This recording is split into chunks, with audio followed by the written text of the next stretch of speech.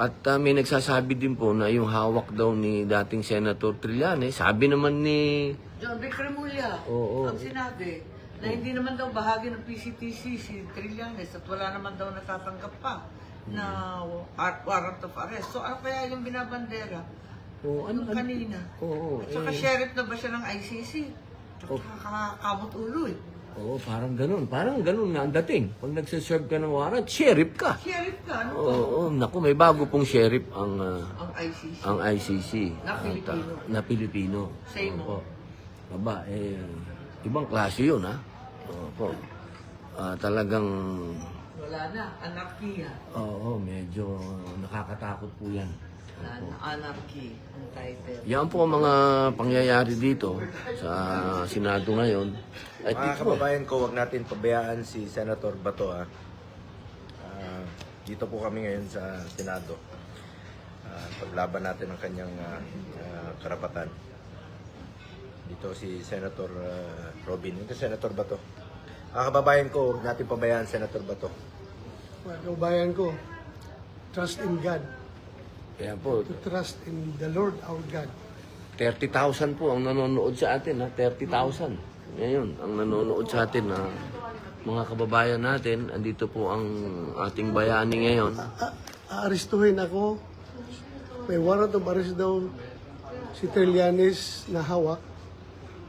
Hindi naman siya ICC, hindi siya PCTC, pero siya may hawak. Pero ayaw niya ipakita sa tao dahil somewhat spurious yung kanyang warrant of arrest. Wala klaro, hindi klaro. Hindi klaro yung kanyang warrant. Wala daw case number. Meron doon is kuwan lang yung situation number lang.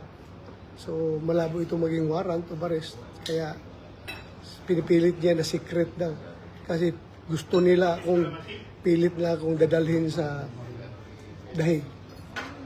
Surrender doon. So sana, suportahan ninyo ako mga kaibigan, suportahan nyo kami. I am doing this not for myself, but for the sake of our country. Pilipinas lang nakataya dito. Soberenya ng Pilipinas ang nakataya dito, kinabukasan ng ating bansa. Sana suportahan ninyo kami sa aming pagkikibaka dito dahil hindi po ito biro. Kami po ay ako'y naging chip in lang para magtrabaho. Tapos ganun na lang gagawin nila kahit na wala pang klarong warrant of arrest. Dinideny ng DOJ na walang arrest warrant ng ICC na nakarating sa kanila. Ngayon, itong isang private individual na si Trillanes, meron siyang hawak-hawak. How come?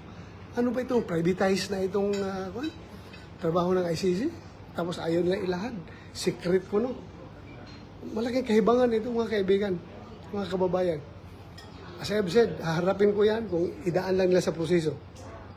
Kung merong totoong warrant of arrest, dalhin nila sa local court, ayusin nila, then pag-usapan natin at haharapin namin yan. Hindi yung dala ka ng papel na hindi klaro.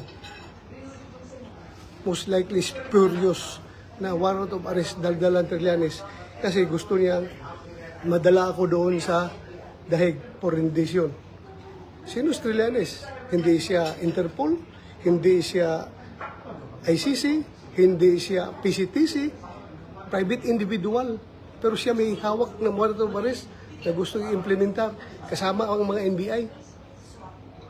So, ganito na ba ang ating gobyerno?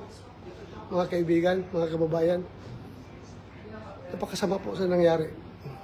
Ako'y binoto ng 20 million na Pilipino para magtrabaho. Ngayon, pinipigilan lang akong pumasok sa Senado dahil ayaw nila na maagaw namin ang liderato ng Senado. Pero hindi sila naging successful sa pagharang sa akin dahil nakapasok ako talaga. Nakipagbunuan ako sa kanila. Makita niyo sa video. Nakipaghabulan ako sa kanila dahil gusto ko talaga pumasok dito. Naharang nila ako para hindi aabot ng 13 yung boto namin. Wala kaming majority para tuloy pa rin yung state of affairs ng ating bansa. Walang mangyayari sa problema sa korupsyon. Ngayon, na kami na ang may hawak ng majority sa Senado. asahan po ninyo mga kababayan, everything will fall into its right places. Hindi naman tayo, hindi tayo namin personal, pero trabaho lang ito. Trabahoin natin. So yun lang sana. Sana masuportahan nyo kami dito dahil ibang usapan na ito. Sobra na. Sobra na mga kaibigan. Hindi na ito tama. Sana makakuha kami ng suporta galing sa inyo. Ako'y nakikiusap sa inyo mga kaibigan, mga kababayan. If you love your country, you love the Philippines, please help us preserve the sovereignty of this country. At ang Senado na isang institusyon na nirespeto na sa ngayon ay binabaliwala na nila. Talagang hindi na sila nagrespeto ng Senado. Wala. Kawawa ang bansang Pilipinas. Matanda naman ako. Okay na ako.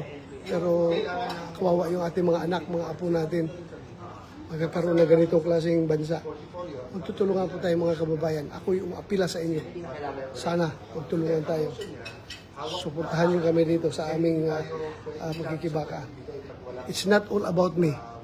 Hindi lang ito kay Bato, kundi para sa lahat ng Pilipino na ito. Hindi gustong yurakan yung ating soberenya. Kawawa ang Pilipinas. So yun lang po. Salamat sa pagkikinig sa akin. Thank you very much. Maraming salamat, Senator Bato.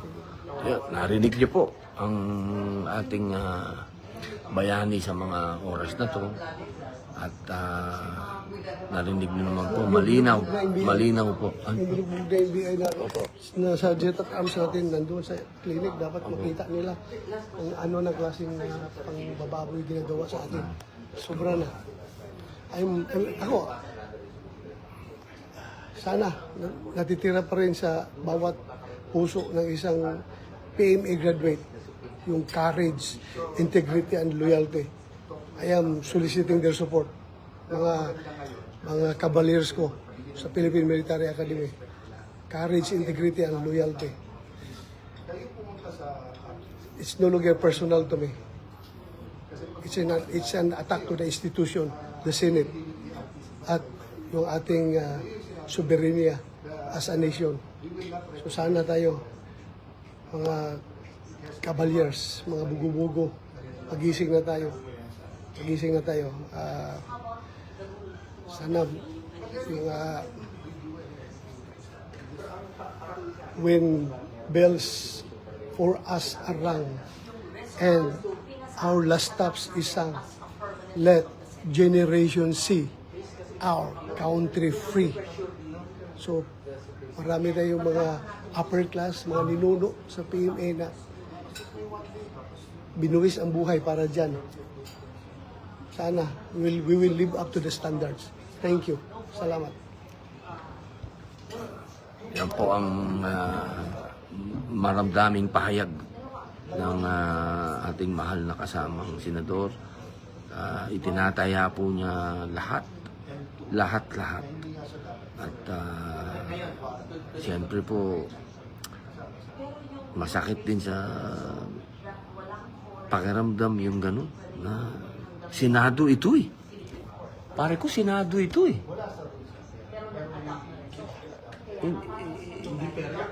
Hindi ko talaga maatin eh na ito ay kasama sa tatlong haligi ng gobyerno.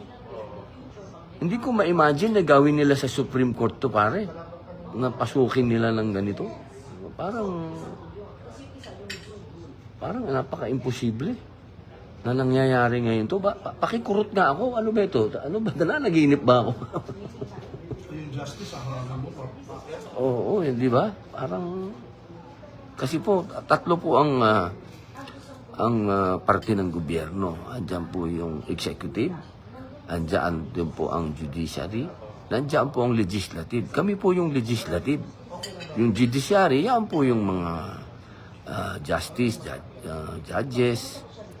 Yan pong executive, yan po, yan ang Pangulo, Vice President, Secretary ng DOJ. Ito pong nambugbog dito, parang isa lang ito sa sangay ng Department of Justice. Hindi po siya yung main na lumusob po dito at nanakit pa. Medyo mga kababayan, wala sanang sagasaan ng authority at kapangyarihan. Maging patas po tayo dahil sa ilalim ng batas, tayo'y pantay-pantay. At wala pong pwede na above the law. At hindi rin po pwede yung you will bend the law. Hindi po pwede. Lahat po tayo kailangan ay sumunod sa batas. Yun lamang po, mga mahal kong kababayan. At antabayanan ninyo kung ano po ang mangyayari. Pero sa ngayon po ay under protection ng Senado si Senator Bato. Maraming salamat po. Ayan po sila. Nagkakaroon ngayon ng pag-uusap.